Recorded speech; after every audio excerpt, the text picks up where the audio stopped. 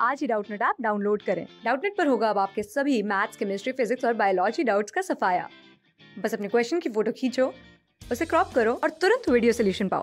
Download now. ये question में क्या पूछ रहे हैं कि हम लोग के पास एक स्फेरिकल बॉल है जिसका रेडियस है r। ओके, रिलेटिव डेंसिटी हम लोग को दिया गया है कि 0.5 है।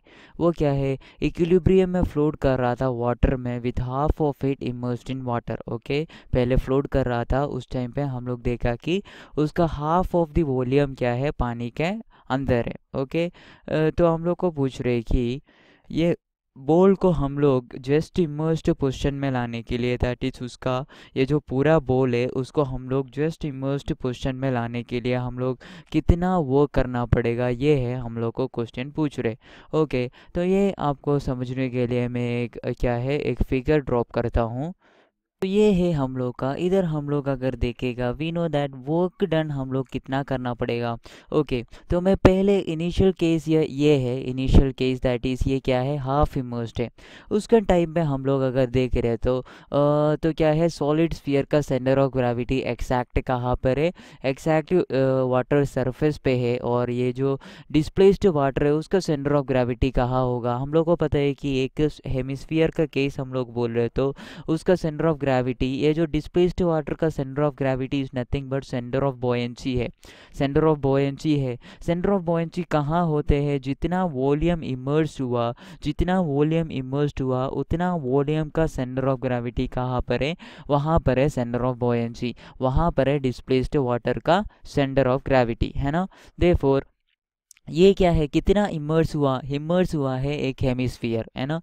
एक हेमिस्फीयर इमर्स हुआ, तो हम लोग को पता है कि एक हेमिस्फीयर के केस में उसका सेंटर ऑफ ग्रेविटी कहाँ पर होते हैं, उसका बेस से 3/8 R radius, 3/8 into R distance पे होते हैं उसका सेंटर ऑफ ग्रेविटी, है ना। उसका सेंटर से उसका बेस सेंटर से 3/8 आर डिस्टेंस पे होते हैं उसका सेंटर ऑफ ग्रेविटी। देयरफॉर हम लोग इधर centre of gravity of the displaced water is the center of gravity is the center of gravity of the solid hemisphere हम लोग मार्क किया है। ओके, लेकिन हम लोग इसको क्या किया है कि हम लोग अभी ये पूरा, ये जो सेकेंड केस में जो बोला है, पूरा स्फीयर को हम लोग पुश कर दिया अंदर। ऑलराइट, तो क्या है कि centre of gravity of solid sphere कहाँ गया, इतना डिस्टेंस पे गया, है ना, R distance from the water surface है अभी centre of gravity of solid sphere. लेकिन ये जो अभी क्या हुआ कि एक स्फीयर का, अभी हम लोग को बोल सकते हैं कि ये जो डिस्प्लेस्ड जो लिक्विड है उसका सेंटर ऑफ ग्रेविटी अभी कहाँ होगा। डिस्प्लेस्ड लिक्विड का सेंटर ऑफ ग्रेविटी हम लोग को पता है कि इमर्स्ड जो ऑब्जेक्ट है उसका इमर्स्ड जितना पार्ट है, इमर्स्ड जितना वॉल्यूम है, उसका सेंटर ऑफ ग्रेविटी है। तो ओके, तो हम लोग को बोल सकते हैं कि इसका जो सेंटर ऑफ ग्रेविटी अभी कहाँ है।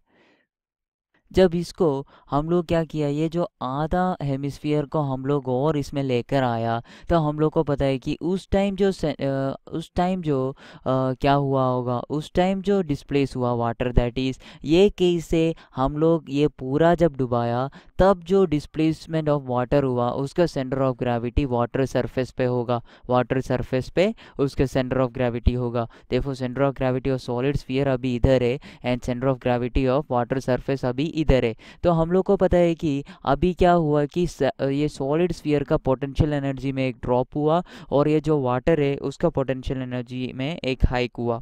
देयरफॉर हम लोग को पता है कि ये जो पोटेंशियल एनर्जी जो डिफरेंस है वो क्या होगा, that will be the potential, इसका पोटेंशियल एनर्जी ड्रॉप जो है और उसका पोटेंशियल एनर्जी हाइक को है, ये दोनों के लिए हम लोग वर्क करना पड़ेगा। ओके, तो हम लोग पहले कैलकुलेट करते हैं potential energy drop in the case of solid sphere कितना होगा, that is delta U sphere कितना होगा, ये हम लोग को कैलकुलेट करना है। It is equal to M into G into H है। एच मतलब इधर हम लोग को पता है कि आर कितना, आर ड्रॉप हुआ है ये। ओके, आर ड्रॉप हुआ है। Therefore we can say that it is equal to M is nothing but volume into density into G into H. Volume into density we know that D divided by rho is equal to 0.5 है। रो is equal to हम लोग CGS में ले रहे हैं तो D is equal to 0.5 लिख सकते हैं। Okay, it is equal to, we can say that it is equal to 0.5 into V into rho into G into H. Okay. It is actually H क्या है, एच हम लोग को पता है कि एच हाइट, ये क्या हुआ, इसका जो सेंटर ऑफ ग्रेविटी कितना डिस्प्लेस हुआ, आर हाइट डिस्प्लेस हुआ, therefore H is equal to R 0.5 V rho G R. R कहाँ से आया, क्योंकि एच क्या है, it is nothing but the displacement of its centre of gravity. इधर से इधर लेके आने में उसका सेंटर ऑफ ग्रेविटी पहले इधर था, अब इधर हो गया, तो डिस्प्लेसमेंट कितना है, displacement is equal to R, therefore delta U sphere हम लोग को मिल गया है। अभी गेन इन डिस्प्लेस्ड वाटर का जो पोटेंशियल एनर्जी है उसमें कितना गेन हुआ ये हम लोग को देखना है। Therefore delta U in the case of water, delta U in the case of water, delta U है sorry, it is equal to क्या हो जाएगा, इट इज़ नथिंग बट हम लोग आधा आधा ये जब इसमें डाला तब हम लोग को इतना राइस हुआ है ना, आधा हेमिस्फीयर और इसमें डाला तब इतना राइस हुआ, तो हम लोग को बोल सकते हैं कि it is nothing but V/2 into density of the water, V/2 into rho into G हो गया उसका मास, into डिस्प्लेसमेंट कितना हुआ सेंटर ऑफ ग्रेविटी का, पहले ये 3/8 R नीचे था, अब 3/8 अब क्या है वाटर सरफेस पे आ गया, therefore we can say that displacement हुआ 3/8 R का, है ना। इट इज़ इक्वल टू हम लोग लिख सकते हैं, it is nothing but v divided by 2 3v divided by 16 rho G R. Okay, 3v divide by 16 rho G R. Alright, अब हम लोग अगर कैलकुलेट करेंगे, हम लोग को पता है कि work done is equal to, work done कितना है, work done is equal to ये जो पोटेंशियल एनर्जी है, ये पोटेंशियल एनर्जी इंक्रीज है, ये पोटेंशियल एनर्जी डिक्रीज है ना।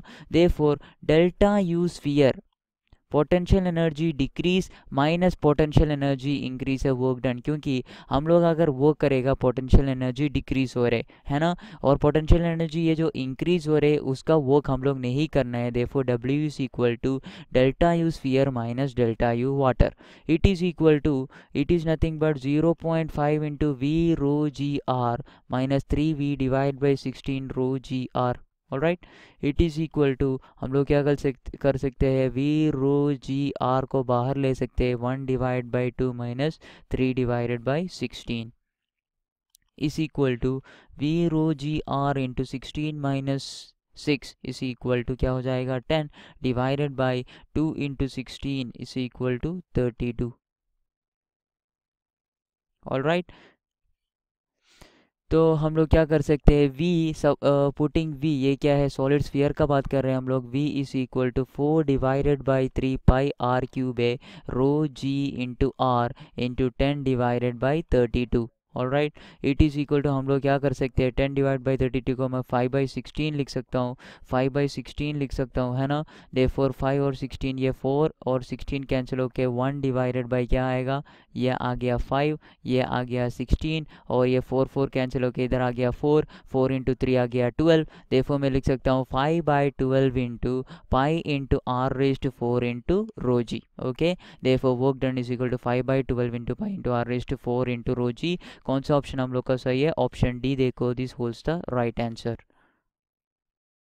क्लास 6 से 12 से लेके नीट, IIT, JEE मेंस और एडवांस के लेवल तक 10 मिलियन से ज्यादा स्टूडेंट्स का भरोसा। आज ही डाउनलोड करें डाउटनेट ऐप या व्हाट्सएप कीजिए अपने डाउट्स 8400 400 400 पर।